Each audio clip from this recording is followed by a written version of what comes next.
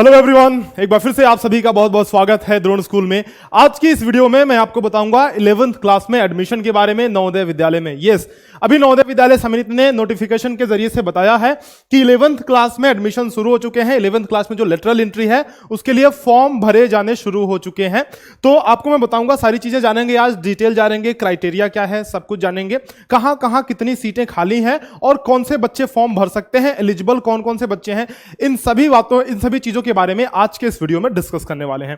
सो skip मत करना बिल्कुल भी।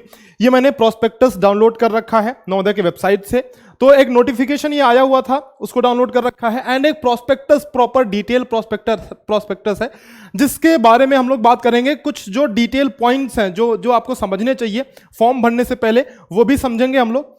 अगर आप चाहते हो ये प्रोस्पेक्टस डाउनलोड करना तो कर सकते हो, आप भी इत्मीनान से पढ़ लो थोड़ा डाउनलोड करके। मैं बता दे रहा हूं कैसे आपको डाउनलोड करना है। नवोदय का वेबसाइट खोलना, navodaya.gov.in, navodaya.gov.in, नवोदय। अच्छा, मैंने स्पेलिंग गलत लिख दिया क्या? हाँ देखो, आ ही गया, मैंने कई बार टाइप कर रखा है ना। navodaya.gov.in ये आप लिख लेना, ठीक है। navodaya.gov.in की ये वेबसाइट आपके सामने खुल जाएगी, एंड यहां पे आपको जाना है, मैं दिखा दे रहा हूं आपको, मोबाइल से भी जा सकते हो, कोई ऐसी दिक्कत वाली बात नहीं है। मेन्यू पे क्लिक करना, यहां एडमिशन यहां होगा, एडमिशन नोटिफिकेशन पे, यहां एडमिशन नोटिफिकेशन पे आपको जाना है। वहां से आपको सारी चीजें मतलब डाउनलोड करने के लिए मिल जाएंगी। एडमिशन नोटिफिकेशन, यहां गए, यहां आप देखो ये ऊपर के 3 पॉइंट्स आपको दिख रहे होंगे। ये तो ये जो पहला पॉइंट, पहला जो लिंक है, यहां से तो आप डायरेक्ट वो करोगे, अप्लाई करोगे, ठीक है। लेकिन इससे पहले ये जो बाकी दोनों लिंक हैं, ये जो मैंने डाउनलोड कर रखा है प्रोस्पेक्टस एंड नोटिफिकेशन, वो जरूर से डाउनलोड कर लेना ताकि आपको सारी जानकारी मिल जाए। वैसे मैं तो यहां से दे ही दूंगा सारी जानकारी, लेकिन फिर भी अपने लिए आप एक डाउनलोड कर लेना एक बार, ठीक है। तो यहां से आप डाउनलोड कर सकते हो। चलिए दोस्तों, अब समझते हैं कि कैसे, मतलब क्या क्या क्राइटेरियाज वगैरह हैं और कौन कौन इस फॉर्म को भर सकता है। पहला जो नोटिफिकेशन आया था उसमें लास्ट डेट के बारे में या फिर सब चीजों के बारे में डिटेल बताया गया है। आप देखो यहाँ पे ये नोटिफिकेशन के जरिए बताया इन्होंने, रजिस्ट्रेशन प्रारंभ हो चुका है। लास्ट डेट फॉर्म अप्लाई करने के लिए है वो है 18 अगस्त, तो भूलना नहीं है बिल्कुल, 18 अगस्त को हमारा लास्ट डेट है। तो अगर आप अप्लाई करने वाले थे या फिर आपको नहीं पता था और अभी पता हो गया कि नवोदय का फॉर्म आया है, तो जरूर से अप्लाई करें। बहुत सारे बच्चे झिझकते हैं अप्लाई करने से नवोदय विद्यालय में कि अभी 6 से नहीं गए, 9 से नहीं गए, तो 11th में जाके क्या है फायदा। फायदे बहुत हैं ये 2 साल ही ना, नवोदय में जो 2 साल ही आप गुजारोगे वो आप याद करोगे हमेशा पूरी लाइफ, क्योंकि नवोदय में उस तरह का डेवलपमेंट होता है। आप जब जाओगे वहां का माहौल देखोगे, बच्चों में रहोगे, एक हॉस्टल लाइफ जियोगे, तो वो अलग ही आनंद है, ठीक है। तो जरूर से भरो फॉर्म। अगर आपके मन में थोड़ा भी सा भी संकोच होगा कि नहीं मुझे फॉर्म नहीं भरना था, या फिर थोड़ा बहुत भी डाउट इस बात को लेकर होगा, तो ये डाउट बिल्कुल भी मत रखना, फॉर्म को जरूर अप्लाई करना। अगर आप 10th क्लास में हो, 11th क्लास में आपको कोई सीट यहां मिल सकती है, तो जरूर से भरें फॉर्म, ठीक है। 18 अगस्त को लास्ट डेट है आपका क्लास 11th में। अच्छा, थोड़ा सा मैं प्रोसेस एक बार समझा देता हूं मोटा मोटी। जैसे नवोदय में 3 क्लास में एडमिशन होता है, वैसे आपको पता होना चाहिए, मैं फिर भी बता दे रहा हूं। जवाहर नवोदय विद्यालय में टोटल 3 क्लासेस में एडमिशन होते हैं, ठीक है। जेएनवी में टोटल 3 क्लासेस में एडमिशन होते हैं। एक तो पहला 6th क्लास अपना, दूसरा 9th क्लास एंड तीसरा हमारा 11th क्लास में। जो ये दोनों क्लास हैं 6th एंड 9th, इसमें एंट्रेंस के आधार पर एडमिशन होते हैं। 6th एंड 9th क्लास में, और इसमें जो है वो मेरिट बेस्ड पे एडमिशन होता है। मेरिट कहने का मतलब कि जितने भी नंबर आपके आए होंगे 10th क्लास में, चाहे वो स्टेट बोर्ड हो चाहे वो सीबीएसई बोर्ड हो, उसके आधार पे एक मेरिट बनेगी आपकी, डिस्ट्रिक्ट वाइज मेरिट बनेगी, और उसके हिसाब से फिर जितनी भी सीट्स खाली होंगी, ध्यान रखिएगा, जितने सीट्स खाली होंगे उसमें एडमिशन होगा। कभी कभी ऐसा होता है कि किसी डिस्ट्रिक्ट में सीट ही नहीं खाली होती है, तो वहां पे एडमिशन नहीं होता है। जहां पे भी 2-3 सीट ऐसे खाली होती है वहां एडमिशन होगा। इस वीडियो में मैं आगे आपको बताऊंगा कहां कहां कितनी सीटें खाली हैं, सब चीज के बारे में बात करेंगे। लेकिन जो क्लास 6 में होता है ना, वो तो 80 सीट पे होती है। अगर इसमें से कुछ बच्चे छोड़ करके चले जाते हैं तो आपका एडमिशन यहां मान लो कि 6-7 सीट बचा हुआ है, तो वो 9th क्लास में हो जाता है। ये भी एंट्रेंस के माध्यम से, बस ये एक ऐसा वो है जिसमें मेरिट के माध्यम से एडमिशन होता है, ठीक है। तो उसी का, अगर आप इस समय 11th में गए हो और 10th पास कर चुके हो, ठीक है, तो आपके लिए ये फॉर्म है। और मतलब 2021-22 वाले सेशन में अगर आप 10th पास कर चुके हो। क्राइटेरिया क्या है? डेट ऑफ बर्थ का क्राइटेरिया सबसे पहले आप देख लो कि एलिजिबिलिटी क्राइटेरिया उसके लिए क्या है। सबसे पहला पॉइंट कि क्लास 10th में एकेडमिक सेशन 2021-22 में आप पढ़े हुए होने चाहिए, है ना। थोड़ा मैं जूम कर लेता हूं, दिख रहा है क्या? ठीक है। तो आप 2021-22 में किसी भी गवर्नमेंट रिकॉग्नाइज स्कूल में सेम डिस्ट्रिक्ट या फिर स्टेट में जहां पे आप जिस जेएनवी में आप एडमिशन चाहते हैं वहां के आप विद्यार्थी होने चाहिए। जैसे मैं अगर बिहार का हूं तो मैं यूपी के डिस्ट्रिक्ट में फॉर्म नहीं भर सकता हूं। अगर मैं बिहार का हूं तो बिहार के ही डिस्ट्रिक्ट में सारे किसी भी डिस्ट्रिक्ट में फॉर्म भर सकता हूं। जबकि क्लास 9th और 6th के बारे में ऐसा नहीं है। वो उसी डिस्ट्रिक्ट में आप फॉर्म भर सकते थे जिस डिस्ट्रिक्ट में आप पढ़ रहे होते हो। लेकिन यहां पे ऐसा है कि अगर मैं उत्तर प्रदेश का हूं तो मैं उत्तर प्रदेश से किसी भी डिस्ट्रिक्ट में फॉर्म भर सकता हूं, ठीक है, जहां भी जेएनवी फंक्शनिंग है, ठीक है। डेट ऑफ बर्थ देखो, आप एक बार डेट ऑफ बर्थ आप देख लेना कि एलिजिबिलिटी क्राइटेरिया ये है, बहुत इंक्लूसिव, मतलब अगर आप 1 जून 2005 को भी पैदा हुए हो तब भी आप फॉर्म भर सकते हो। अगर आप 31 मई 2007 को पैदा हुए हो तब भी आप फॉर्म भर सकते हो। ये दोनों डेट मतलब ये वैलिड है, मतलब ठीक है। तो इसके बीच आपकी डेट ऑफ बर्थ है या फिर यही डेट ऑफ बर्थ है 31 मई 2007 या फिर 1 जून 2005 है, तब भी आप फॉर्म भर सकते हैं, है ना। बाकी कुछ मोटा मोटी बातें इसमें देखते हैं, अगर कुछ खास है तो। बाकी एक मैं प्रोस्पेक्टस वाला जो है उसमें बिल्कुल डिटेल सब कुछ दिया हुआ है, तो वो मैं आपको अभी बताऊंगा, ठीक है। अच्छा, कुछ वेटेज भी मिलने वाला है। अगर आपने एनसीसी कर रखी है, स्काउट गाइड्स के आप मतलब स्काउट गाइड्स में रहे हैं, या फिर स्पोर्ट्स में आपने स्टेट लेवल पे खेला है, डिस्ट्रिक्ट लेवल पे खेला है, तो उस आधार पे भी आपको 1, 2, 3 नंबर छूट मिलने वाला है। मतलब आपके मार्क्स में, आपके मेरिट लिस्ट में जितने भी, जैसे मान लो कि आपको मिले हैं 315 नंबर, तो अगर आपने डिस्ट्रिक्ट लेवल पे खेला हुआ है तो 1 नंबर बढ़ जाएगा 316 नंबर। तो वो मैं बताऊंगा अभी कि किस किस लेवल पे खेलने पे कितने कितने नंबर आपके इंक्रीज होंगे। I will share with you, ठीक है। स्ट्रीम्स अवेलेबल, कौन कौन से स्ट्रीम अवेलेबल हैं वो आप देख लो। Science, commerce, vocational and humanities. ध्यान रखना बच्चों कि साइंस, कॉमर्स, वोकेशनल, ह्यूमैनिटीज, इसका ये सारे नवोदय में नहीं होते हैं, ठीक है। जैसे कुछ नवोदय में साइंस के लिए अवेलेबल होगा, कुछ में कॉमर्स के लिए, हो सकता है कि किसी नवोदय में साइंस कॉमर्स दोनों हो अवेलेबल, लेकिन ये बहुत मुश्किल होता है, किसी एक ही स्ट्रीम में लगभग अमूमन होता है, ठीक है। तो ह्यूमैनिटीज में ज्यादातर देखने को वैसे आपको मिलेगा। वोकेशनल में भी इस बार वोकेशनल के भी बहुत सारे एडिशंस आए हैं, हुए हैं, तो वो भी मैं बताऊंगा। जो लिस्ट अभी निकली है कि किस किस डिस्ट्रिक्ट में कितने कितने सीट्स खाली हैं, वो अभी वोकेशनल के लिए ही निकली है। अभी ये ह्यूमैनिटीज के लिए, साइंस के लिए एंड कॉमर्स के लिए नहीं निकली है। लेकिन लेकिन लेकिन लेकिन फॉर्म अभी आपको कुछ दिनों में ये भी आ जाएगा नोटिफिकेशन कि इसके लिए कहां कहां सीट्स खाली हैं। फॉर्म तो आपको भरना ही भरना है, ठीक है। अगर आप चाहे ह्यूमैनिटीज में, कॉमर्स में, साइंस में इंटरेस्टेड हो, किसी में भी इंटरेस्टेड हो, है ना। बाकी ये नवोदय के सैलिएंट फीचर्स के बारे में दिया हुआ है, तो नवोदय के बारे में तो मैं चैनल पे बताते ही रहता हूं, उसके बारे में क्या ही बताना आपको, ठीक है। को एजुकेशन का सिस्टम रहता है, हॉस्टल रहता है, और बखान करते करते तो भाई वीडियो 1 घंटे की हो जाएगी, लेकिन नवोदय के बारे में अभी बात नहीं करते, अभी फॉर्म के बारे में बात करते हैं, ठीक है। चलो, so let's talk about some detail points in prospectus. Prospectus में ये तो हमने बात कर ली कि भाई नोटिफिकेशन आया हुआ, ऑब्जेक्टिव्स वही नवोदय के बारे में बताया गया है कि नवोदय क्या है, नवोदय का एम क्या है, नवोदय कैसे फंक्शन करता है, स्कीम नवोदय का क्या है। तो ये सारी चीजें ये तो दी हुई हैं। इसके बारे में अगर आप कहोगे तो मैं एक डिटेल वीडियो और बना दूंगा, वैसे कई सारी video you can find on my channel, ठीक है। हाँ, ये सारी चीजें तो नवोदय के बारे में ही बता रहा है। एलिजिबिलिटी मेन यहां से शुरू होती है। आप देखो एलिजिबिलिटी, जो मैंने डेट ऑफ बर्थ के बारे में आपको बता ही दिया एलिजिबिलिटी के बारे में, तो वो यहां पे लिखा हुआ है, वो तो नोटिफिकेशन में लिखा हुआ था, मैंने बता दिया है आपको, ठीक है।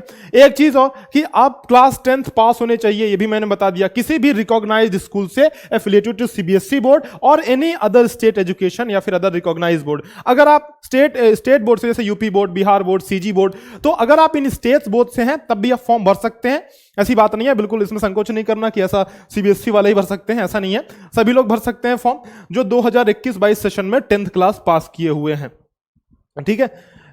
क्राइटेरिया के बारे में थोड़ी देखते हैं कि क्या क्या और चीजें हैं इसमें, और 2-1 पॉइंट जो मुझे लगेंगे बहुत अच्छे हैं उसको मैं डिस्कशन आपके साथ करूंगा। बाकी आप इसको डाउनलोड जरूर से कर लेना, ठीक है।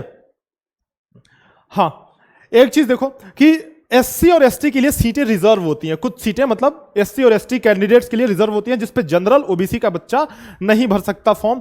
तो इनके लिए बहुत ही फायदेमंद ये चीज है, और इसका फायदा आपको उठाना भी चाहिए। अगर आप एससी और एसटी से हैं तो आपको तो जरूरी फॉर्म भरना चाहिए। कितनी सीट्स रिजर्व हैं वो जो अपना नेशनल वो है ना डिवीजन, उसके हिसाब से होती है, जितना भी है ठीक है, उसके हिसाब से सीटें रिजर्व होती हैं।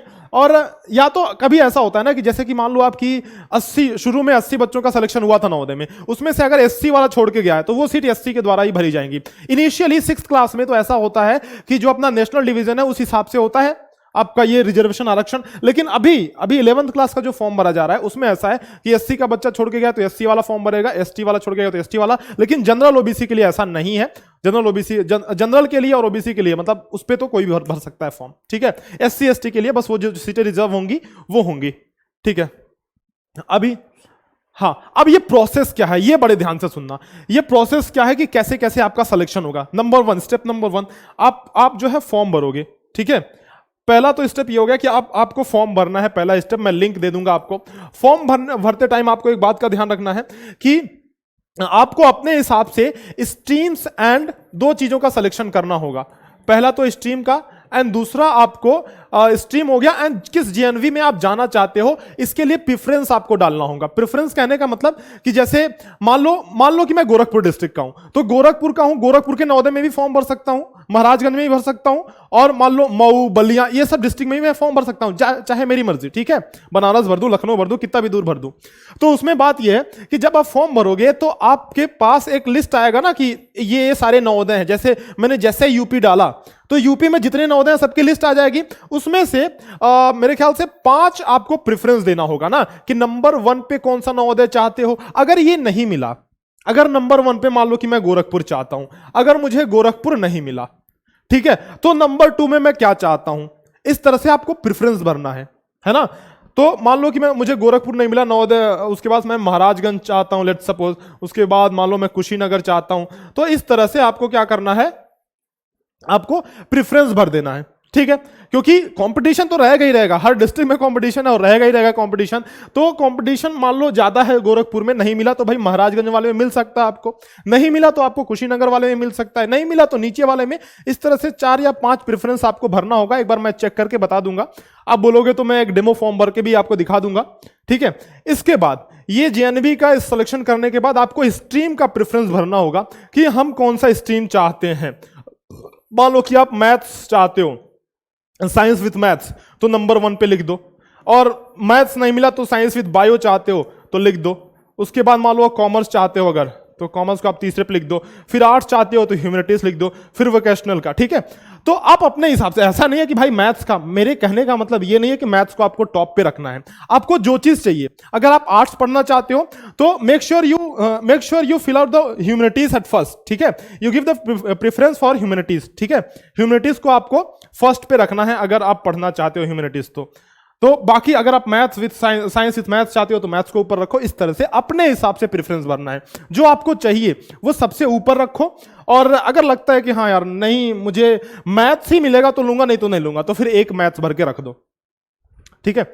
अगर आपको लगे कि मुझे अगर मैथ्स नहीं मिलेगा तो मैं लूंगा ही नहीं, नवोदय में जाऊंगा ही नहीं, तो ठीक है भाई। देखो नवोदय में जाना एक अच्छी बात तो है, लेकिन इसके अगेंस्ट मत जाना। इसके अगेंस्ट कहने का मतलब अपनी विश के अगेंस्ट। अगर आप चाहते हो कि मुझे मैथ्स पढ़ना है और नवोदय में मैथ्स नहीं मिल रहा है तो मत जाना, ठीक है। क्योंकि इंटरेस्ट बहुत ज्यादा जरूरी है। अगर आप लोग मान लो कि जबरदस्ती का आपने मान लो कि आपने कॉमर्स 3rd प्रेफरेंस पे भरा हुआ था और आपको मैथ्स पढ़ना ही पढ़ना था, किसी हाल में पढ़ना ही पढ़ना था मैथ्स, आपको मैथ्स मिला नहीं, कॉमर्स में आ गए, अब फिर झेल रहे हो, इंटरेस्ट आ नहीं रहा है, तो ये थोड़ा डिसीजन लेने में अपने दोस्तों के साथ डिस्कस करना, अपने टीचर्स के साथ डिस्कस जरूर से करना। अगर आपको लगता है कि नहीं मैथ अगर नहीं मिल रहा है तो मैं कॉमर्स के साथ भी जा सकता हूं, नो वरीज, ठीक है, तब आप जरूर से इस प्रेफरेंस को ऐसे भरना। तो 2 चीजें आपको भरनी होंगी, स्ट्रीम एंड जेएनवी का प्रेफरेंस आपको भरना होगा, ठीक है। द नेक्स्ट पॉइंट इज, मान लो ये एक बार आपने फॉर्म भर दिया, दूसरी चीज क्या होगी, merit list will be prepared on district level. देखो एक डिस्ट्रिक्ट लेवल पे मेरिट लिस्ट बनेगी, हर एक डिस्ट्रिक्ट लेवल पे, ठीक है।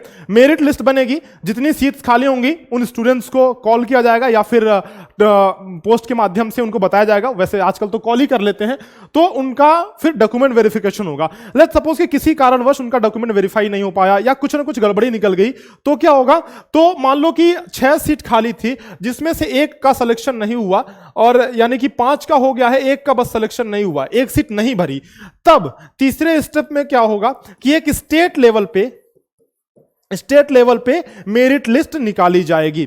तो इस स्टेट लेवल पे जो मेरिट लिस्ट निकलेगी ना, इस स्टेट लेवल पे जो मेरिट लिस्ट निकलेगी उससे जो उस मेरिट में जो बच्चे रहेंगे उससे और सारे डिस्ट्रिक्ट के सीट वो फिल किए जाएंगे जो ये बचे हुए थे, जिनका रिजेक्शन हुआ था, है ना। जैसे कि मान लो डॉक्यूमेंट्स की वजह या जैसे भी रिजेक्शन हो गया, तो वो सीट जो बची हुई है, 1 सीट या 2 सीट, वो स्टेट लेवल की मेरिट से फिल किए जाएंगे। पहला मेरिट बनेगा डिस्ट्रिक्ट लेवल पे, दूसरा मेरिट बनेगा स्टेट लेवल पे, सारे स्टेट्स को, मतलब एक स्टेट के सारे बच्चों को, सारे एप्लीकेंट को मिला करके। अब ऐसा नहीं है कि अगर आप यूपी के हो तो आप बिहार वाले डिस्ट्रिक्ट में सेलेक्ट हो सकते हो, ऐसा नहीं है। स्टेट लेवल पे जब प्रिपेयर होगा लिस्ट, तो आप यूपी के हो तो यूपी में किसी भी डिस्ट्रिक्ट में आपका सिलेक्शन हो सकता है, लेकिन बिहार के किसी डिस्ट्रिक्ट में नहीं होगा सिलेक्शन, ठीक है। तो ये है स्टेट लेवल की बात। बाकी मान लो कि अगर कोई स्टूडेंट सेलेक्ट होता है, इसमें से भी मान लो ये जो 1-2 सीट खाली थी ना, इसमें से भी कोई सेलेक्ट होता है and he decline to take the seat. मान लो कि उसने कहा कि नहीं जाना है भाई मुझे, मैंने तो ऐसे मजे मजे के लिए फॉर्म भर दिए थे, है ना। तो एक मान लो वही सीट वो खाली रह गई, तो वो फिर से स्टेट लेवल की उसी लिस्ट से भरी जाएगी, वो सीट वापस से वो भरी जाएगी। तो ये पूरा प्रोसेस है कि पहले आपको फॉर्म तो भरना ही है, स्ट्रीम एंड जेएनवीज का प्रेफरेंस ऑर्डर भरना है। उसके बाद आपको क्या करना है, उसके बाद आपको कुछ नहीं करना, उसके बाद तो डिस्ट्रिक्ट लेवल पे मेरिट बनेगी, स्टेट लेवल पे मेरिट बनेगी, आपका सिलेक्शन इस आधार पर होगा। जब सिलेक्शन हो जाएगा, डॉक्यूमेंट वेरिफिकेशन होंगे। डॉक्यूमेंट में क्या क्या लगेगा, 10th का मार्कशीट तो लगना ही लगना है, बिकॉज उसी बेसिस पे तो आपका सिलेक्शन हो रहा है, ठीक है। और बाकी जो भी सारी चीजें लगेंगी मैं एक बार डॉक्यूमेंट के लिए अलग से वीडियो बना दूंगा। फिलहाल बात करते हैं और भी सारे इंपॉर्टेंट पॉइंट्स की, देखते हैं कि क्या क्या और इंपॉर्टेंट पॉइंट्स हैं इसमें, और ताकि कोई भी कंफ्यूजन आपको ना हो। कोई भी कंफ्यूजन आपको होता है कमेंट सेक्शन में, make sure you write down in the comment section below, ताकि मैं आपके जवाब दे पाऊं, ठीक है। हाँ अभी हाँ एक चीज और आप देखना, अगर आपके बोर्ड में, वैसे तो क्या बोलते हैं, सीबीएसई बोर्ड में पहले हुआ था कि पॉइंटर सिस्टम हुआ था ना, हम लोग के टाइम पे ऐसा 2 साल के लिए या 3 साल के लिए हुआ था, तो उसमें सीजीपीए मिलता था, है ना, ग्रेड पॉइंट्स मिलते थे। तो सीजीपीए अगर मिलता है तो क्या करेगा नवोदय विद्यालय, आपके स्टेट बोर्ड से अगर आपके बोर्ड में मार्क्स ना दे करके ग्रेड्स दिए जाते हैं, तो आपको जो है उस बोर्ड से आपके मार्क्स को निकलवाएगा, उस आधार पे मेरिट लिस्ट बनवाएगा। ये आपका सरदर्द नहीं है, ये नवोदय विद्यालय का सरदर्द है, वो कर लेगा, ठीक है। बाकी वही चीजें दी हुई हैं कि जो सेलेक्ट होगा उसके घर, मतलब उसको कांटेक्ट किया जाएगा, ठीक है। उसके बाद मेडिकल चेकअप होगा, उसका मेडिकल चेकअप होगा, डॉक्टर के द्वारा मेडिकल चेकअप होगा ताकि कोई डिसीज ऐसा इलनेस ना हो सीरियस, ठीक। बाकी तो ठीक है। 10 डेज ओरिएंटेशन प्रोग्राम, मतलब आपके स्वागत में ओरिएंटेशन प्रोग्राम 10 दिन का, मतलब आपको 10 दिन के लिए एक तरह से ट्रेन किया जाएगा नवोदय में, सारी चीजें बताई जाएंगी, फैसिलिटीज क्या है, रहना कैसे है और कैसे पढ़ाई करनी है आपको, वो सारी चीजों के बारे में आपको बताई जाएंगी, ताकि बिल्कुल भी लर्निंग गैप ना हो। जैसे कि आप मान लो स्टेट बोर्ड से आ रहे हो, आप नॉन रेसिडेंशियल स्कूल से आ रहे हो, ये रेसिडेंशियल है, यहाँ का रूटीन कुछ और है, तो सारी चीजों से आपको रूबरू कराया जाएगा, अवगत कराया जाएगा, ताकि कोई दिक्कत ना हो आपको नवोदय विद्यालय में रहने के लिए, आप सर्वाइव कर पाओ। वैसे आपको लगेगा कि एक आध हफ्ता सर्वाइव करना पड़ रहा है, लेकिन उसके बाद तो भाई वो मजे आएंगे ना कि नवोदय विद्यालय जब छोड़ोगे तब लगेगा यार काश रह जाते इसमें और एक आध साल। देखो ये मैं थोड़ा सा आपको बता दे रहा हूं कि अगर आप ये सब्जेक्ट्स लेना चाहते हो तो कितनी कम से कम मार्क्स होने चाहिए। अगर मान लो कि आपके डिस्ट्रिक्ट में कोई ऐसा बच्चा है जो 50% जिसको मिला है और वो साइंस लेना चाहता है, और उस डिस्ट्रिक्ट में सिर्फ वही है जो फॉर्म भर रहा है, बाकी कोई भरी नहीं रहा फॉर्म, तो भी उसका सिलेक्शन नहीं होगा, क्योंकि मिनिमम जो है that is required 60% if you want to take science if you want to take science stream, ठीक है। और साइंस का मतलब मेरे ख्याल से अच्छा साइंस विथ मैथमेटिक्स है ये, और ये साइंस विदाउट मैथमेटिक्स है, मतलब साइंस के साथ जो बायो ले रहा है या कुछ और ले रहा है उसके लिए है। वही मैंने बोला कि यार क्या यहाँ पे मैथ्स तो होना चाहिए, हाँ ठीक है। तो ये नवोदय विद्यालय समिति ने डिसाइड किया है कि कितने कम से कम मिनिमम मार्क्स होने चाहिए अगर आप एडमिशन लेना चाहते हो इन स्ट्रीम्स में। तो देखो अगर आप साइंस में एडमिशन लेना चाहते हो तो अलग जनरल ओबीसी के लिए 60%, एससी एसटी के लिए 56%। अगर आप मतलब साइंस विथ मैथ में एडमिशन लेना चाहते हो तो साइंस में इतने नंबर होने चाहिए, मैथ्स में इतने नंबर होने चाहिए, 60% जनरल ओबीसी, 56% एससी एसटी, और एवरेज मिलाकर के साइंस और मैथमेटिक्स दोनों का एवरेज जो होना चाहिए वो होना चाहिए 65% for general and 62.5% for SC ST. देखो वीडियो काफी लंबी होगी, इसीलिए आप ये ज्यादा अच्छा रहेगा कि आप इसको डाउनलोड कर लो, ठीक है, आप इसको डाउनलोड कर लेना, कोई मतलब नहीं है ज़्यादा लंबा वीडियो खींचने का। तो चूंकि ये सारी चीज़ें लिखी हुई हैं तो आप यहाँ से डाउनलोड करके देख सकते हो। जैसे मैंने बताया, जैसे ये साइंस विदाउट मैथ्स, अगर आप बायो के साथ लेना चाहते हो, ये commerce with mathematics, commerce without mathematics, तो ये सारे क्राइटेरिया आप देख सकते हो। वैसे स्क्रीनशॉट भी ले सकते हो, इसका डॉक्यूमेंट डाउनलोड करने की कुछ खास जरूरत भी नहीं है, मैं बता ही दे रहा हूँ सारी चीज़ें। हाँ, ये लिखा हुआ है कि ह्यूमैनिटीज है, फिर vocational streams, all students who are declared pass. इसमें तो भैया कोई क्राइटेरिया ही नहीं है। इसमें अगर आप ह्यूमैनिटीज लेना चाहते हो, भाई देख रहे हो कंपटीशन कितना है मैथ में और मतलब साइंस में और कॉमर्स में, ह्यूमैनिटीज वोकेशनल लेना चाहते हो, यार इज्जत ही नहीं है कोई इतनी है।